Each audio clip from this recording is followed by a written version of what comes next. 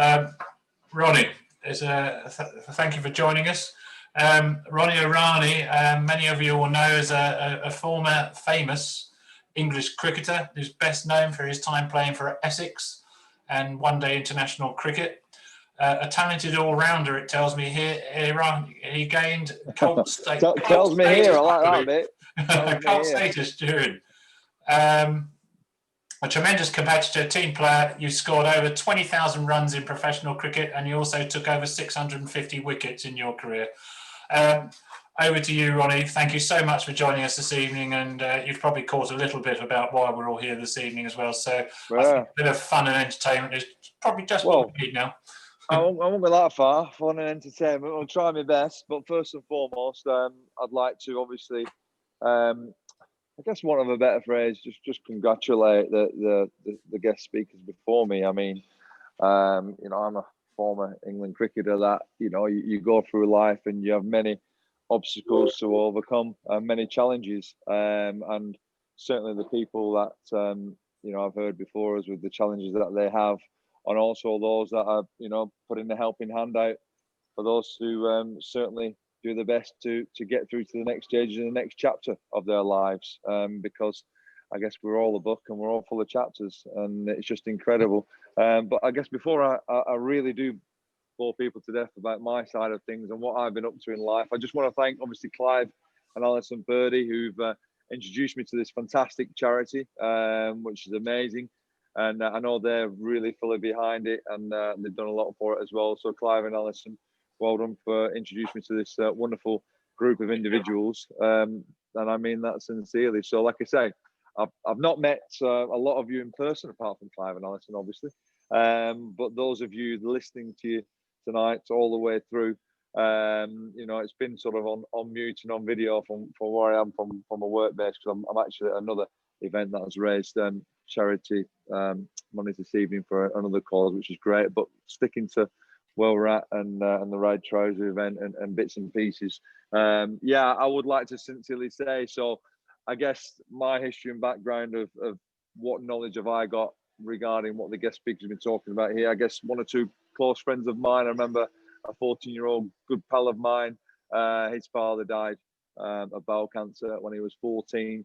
And it was like, when I think I was 11, 12, it was like, well, what's all that about? How's that happened? And it's sort of like, you didn't really know. You were a young kid and you're getting through life. And I guess he has always had his checkups, looking for the nasties, as he says, the nasties. And there were one or two nasties at one stage for him, because naturally, with the effects of his father. And yeah, luckily for him, they're dealt with. And, fortunate from that aspect. He does regular checkups, and it was just interesting listening to the stories tonight of where people have come from, and it's the real world of what happened. I guess from my aspect as a young lad, a young boy who had this vision in life of just wanting to play cricket, and so did my pal. And next thing, my pal's dad isn't with us anymore, and it's just a sort of a situation that you put in and you experience as we're going through the journey of life. And like I said, I mean it sincerely when I say listen to some of the advice, some of the help, some of the experiences that I've heard this evening were obviously real and, real heartwarming. And, please, long may that continue, whatever position you're in. Obviously, the beautiful lady I heard earlier who's going through her journey at this moment in time is an expert in this field. And, the way, you're going about, trying to do the best you possibly can, helping others as well as going through your own experience too as well, which is incredible. But we have to keep going on that aspect. And we talked about listening to mental health and how we approach things in life and that positive aspect of what we need to do. When it comes to it, easier said than done. There's lots of people out there. We're talking about what's happening from the aspect of COVID-19 and the bits and pieces, and then people who need treatment for specialist help, like a lot of people out there involved, certainly in and around Red Trouser. I would say, please just keep it going. It's difficult at times, it really is, and we've got to remain positive. And sometimes the most positive people in life can have the most downsides. I've seen that on tour as an England cricketer. Now I'm supposed to be entertaining you tonight, so I will do on a couple of things which I'll mention along the way while being on tour. And I guess from the aspect, there've been certain players that during their period of going through real sort of downtimes and being away from home, being on tour, playing for cricket for England. Wow, what better could you ever want than representing your country and you're a sportsman, you're an athlete. And yet some of the finest sportsmen and athletes that I have performed and worked with have been literally really at the end. They have, and they're supposed to be at the beginning and at the top. And they've sort of had real mental health issues by just being abroad, being away from home, being out of their comfort zone. But yet there's 100,000 people watching you in the Melbourne Cricket Stadium. What better place? And you're scoring runs, and you go back to the hotel room, and it's like, wow, it's like the world has caved in on me. You think, how can that be? But as individuals, and especially just relating to not just the speakers here tonight, but those that you're going through this experience of where you're at, we have to keep going. We have to stay positive. It's easier said than done. But any small triggers that you can turn to that work for you, that's allowed. It really is. And from the aspect of where I'm at and cricket and what it's done for me from a mental health aspect, I've been fortunate. I've been privileged. I play cricket for England. I play cricket for Lancashire and Essex, and it was my job. It was my career. Like a lot of people, a lot of professionals I heard earlier, we're privileged to have a certain title and that demand required from us in our jobs and our roles. And I was fortunate enough to be a sportsman from 16 years old, and I had 20 years in the game as a professional sportsman. And then when you finish playing cricket, it's like leaving school again. You walk out of a dressing room and you generally have nothing. And that's cricket. And we're usually pretty good at that at cricket. We look after our players during the periods and the careers and what they've done. In other sports, not too good. I know of a young footballer who was at West Ham who, I'm looking after a little bit right now because I do my bit. And he was a fabulous footballer, training with the first team at West Ham. And God bless him, had his ankle broken. Now, okay, to the limits of that'll repair and he'll live, generally a normal life. He had his ankle broken. He plays lower leagues now. And from being with the first team at West Ham and signing autographs and being with the, getting free kit and feeling $1 million, he's going to be the next Ronaldo. I said, so what are you up to now? And he's a carer for his 94-year-old grandmother now because he loves her. And that's what he wants to do. And he plays football, semi-pro football away from that. And he works in a warehouse. And, he said, I found myself, Ronnie. From a mental health perspective, I found myself. I said, wow, brilliant, fair play to you. And I guess just people who are going through this journey of listening to the speakers and those who have certainly added value to this evening has been incredible, to be fair. And it just triggered a few things from my aspect of where I'm at and where I've been. And I guess from a sporting perspective, I guess you want to hear one or two cricketing stories. I'm here to sort of cheer people up, I guess, from that aspect. I'll try and do that just with my smile because my humour won't get you.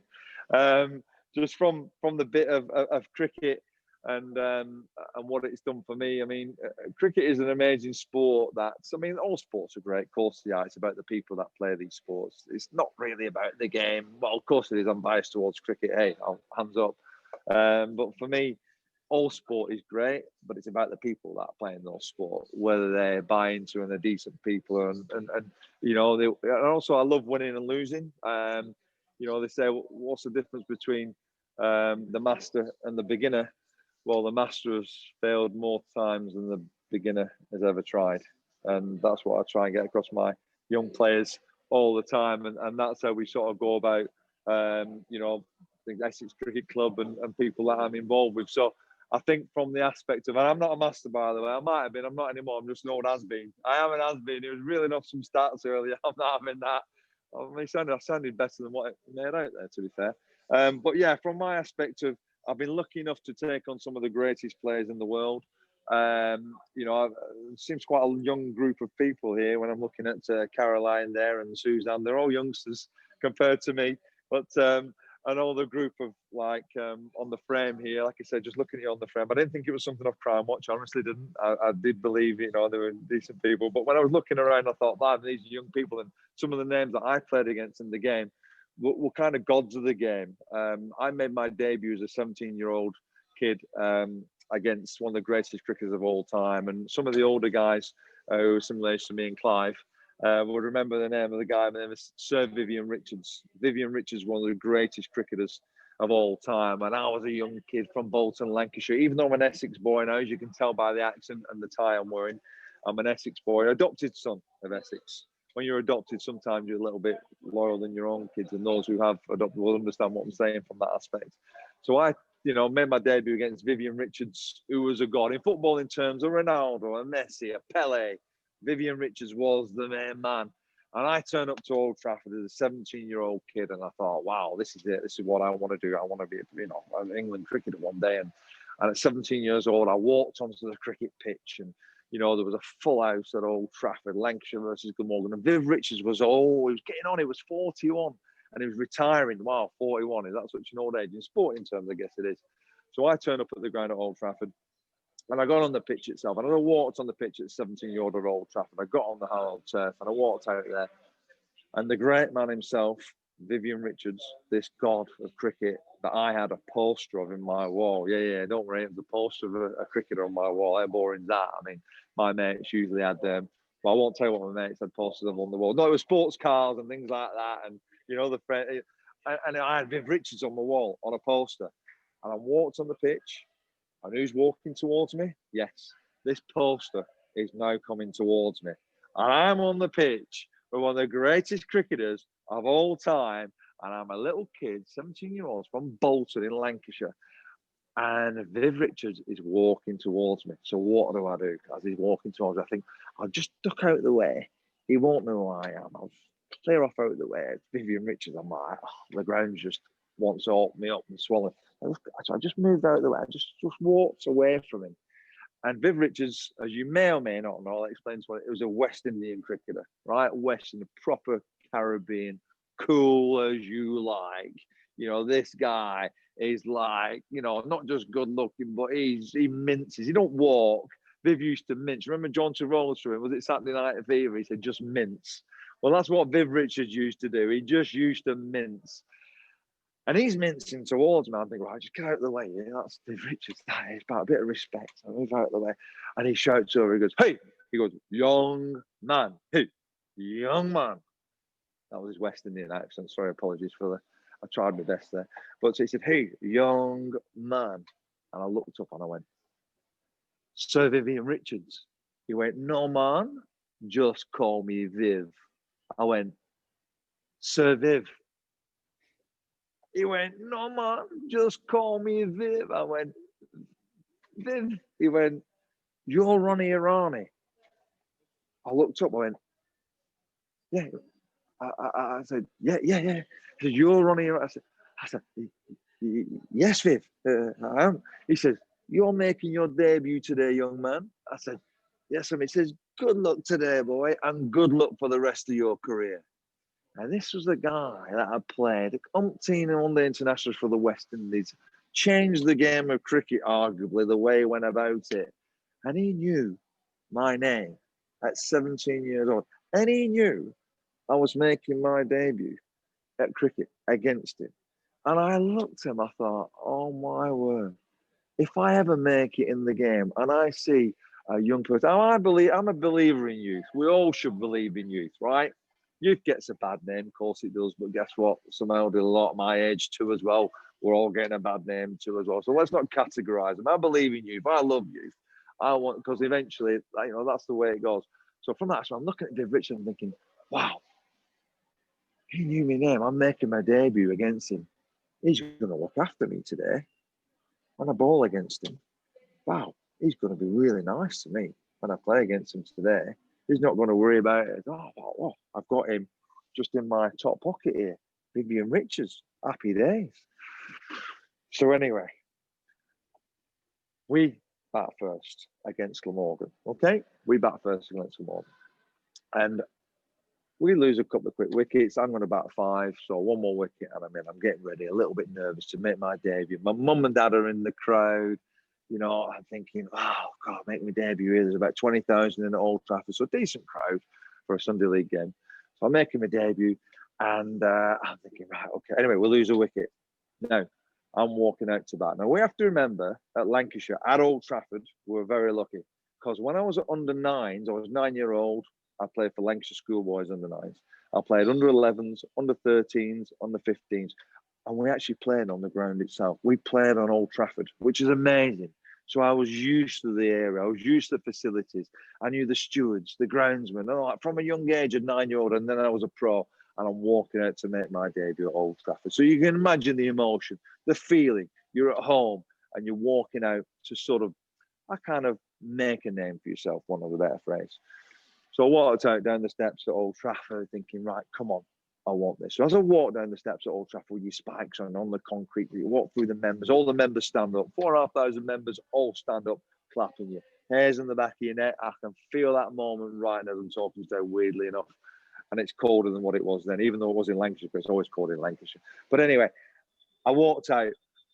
I'm coming down, all the members stand up, okay? As I'm walking down the steps with the members are, we've got Gerald, got the old boy Gerald, God bless his soul.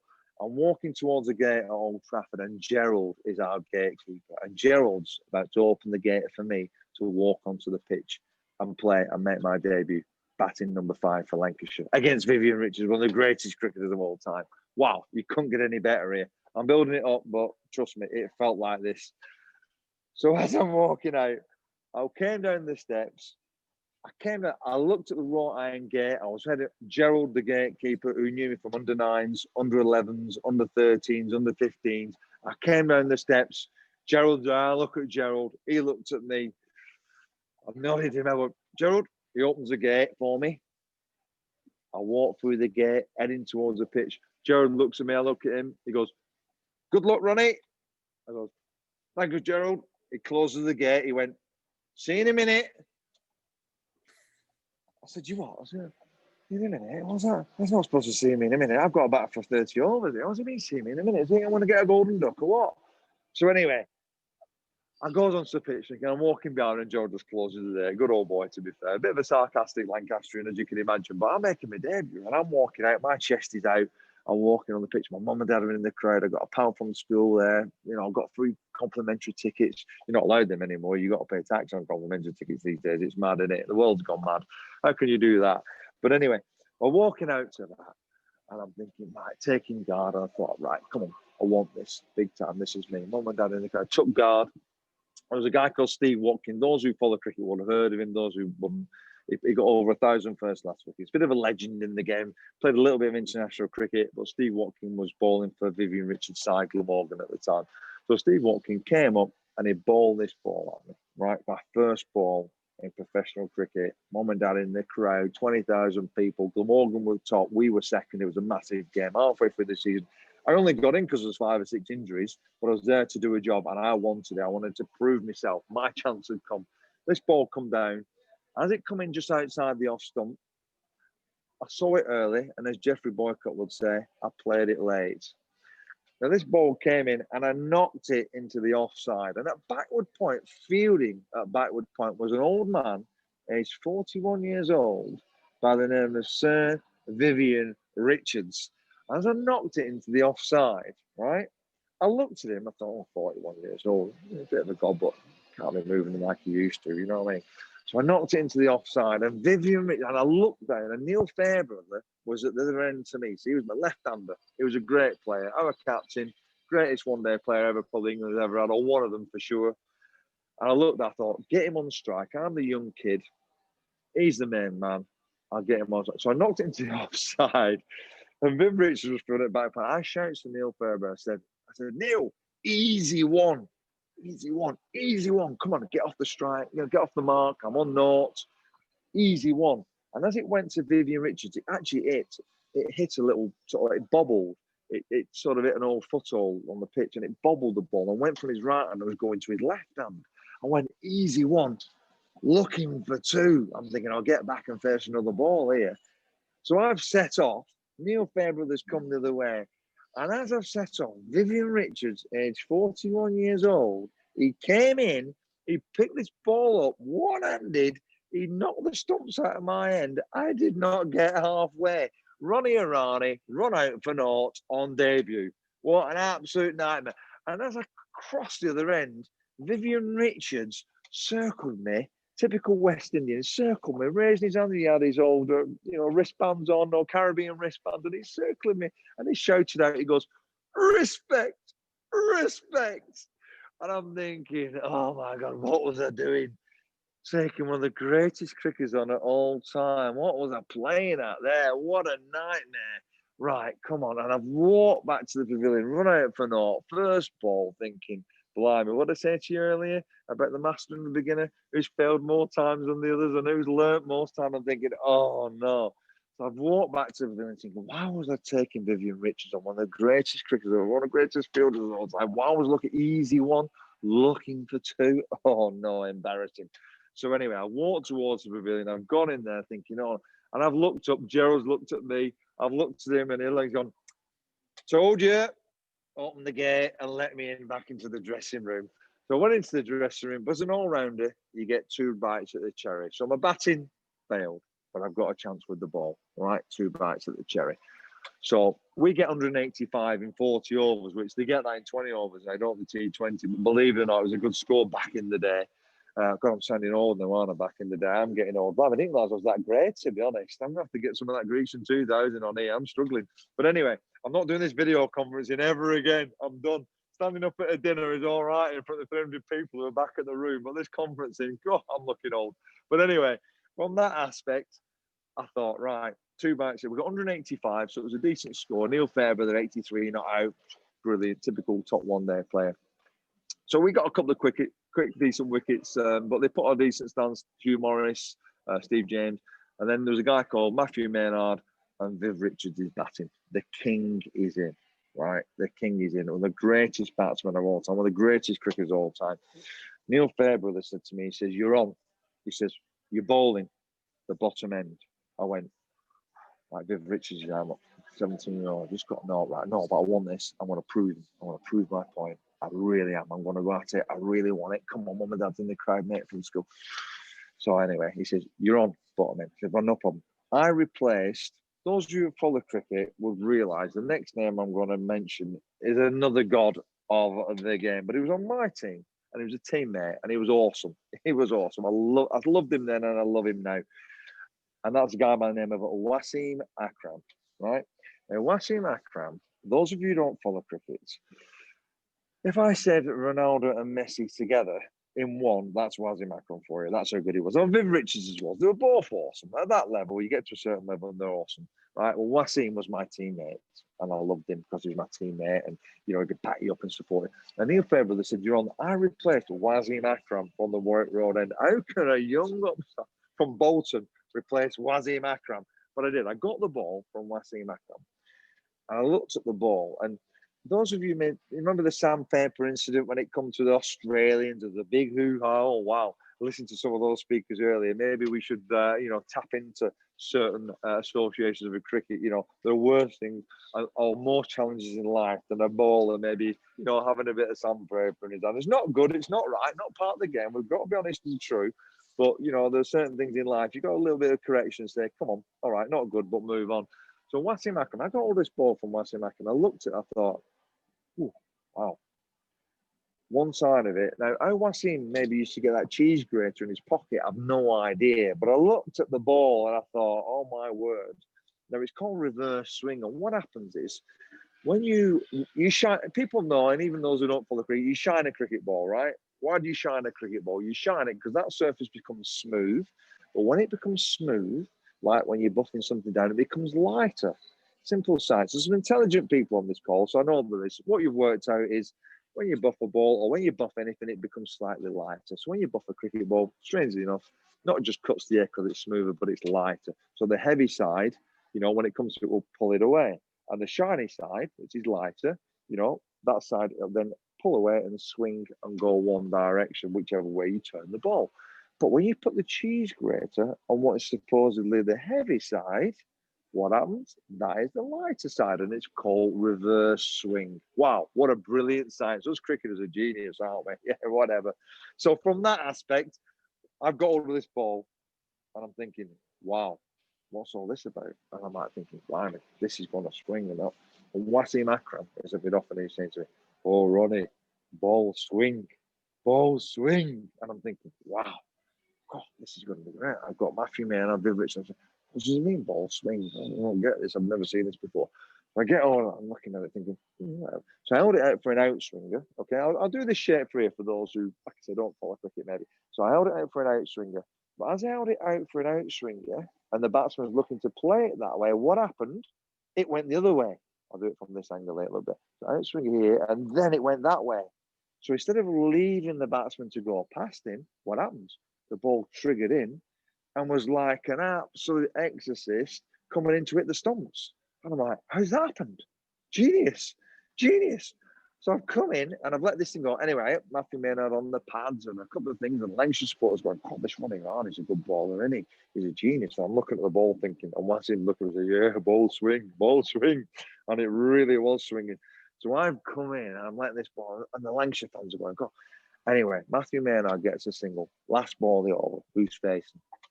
But the great man himself, Sir Viv Richards, the greatest player of all time. And I run up to ball against Viv. As I come in against Viv Richards, I thought, right, I'm not going to let the ball swing in. I'm going to take it out to him because he likes it on his legs because he normally hits that out of Manchester. So I come in and I let this ball go against Viv Richards, and it went out. And he had an almighty baseball slog at it. That's all I could say for you non-cricket bowlers out there. He had a baseball slog at this delivery of mine. Young pup, 17-year-old, the beginner, the master. And he missed it. He missed. I thought, oh no, what?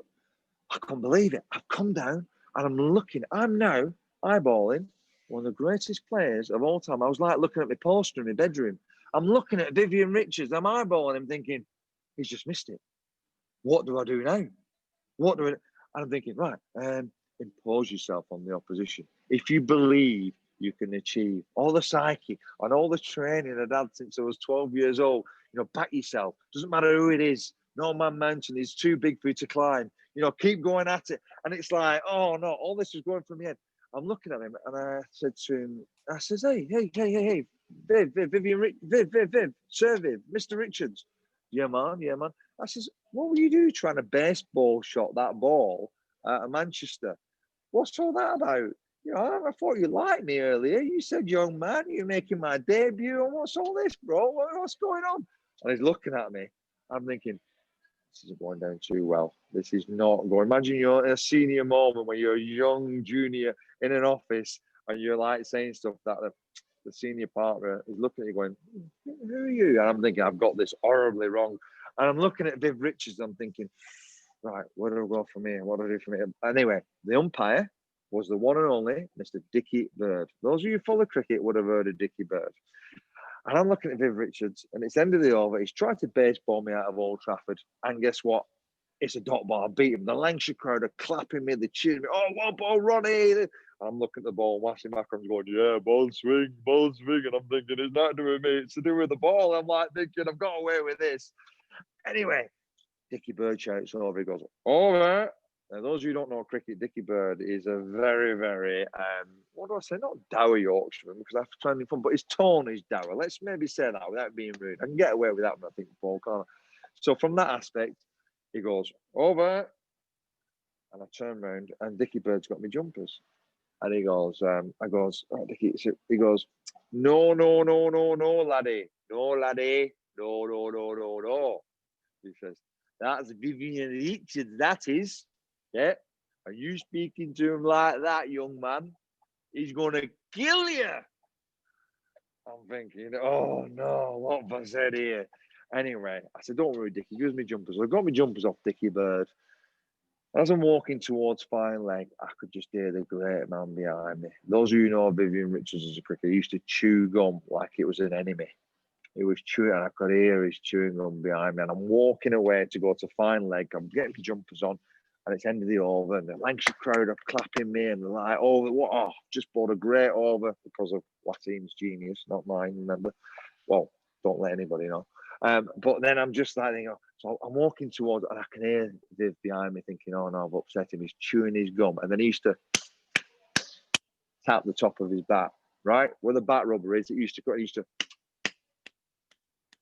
and it used to scare the life out of everyone. All he was doing is tapping his bat. But when a genius does it, you look up.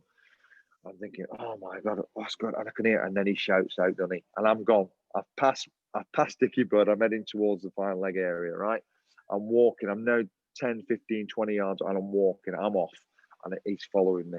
He's not letting this go. He's following me down a final leg, and he's tapping his back, chewing his gum, moving his cap. And he shouts out, he goes, hey, young man. And I thought, I'll just ignore him. He'll go away.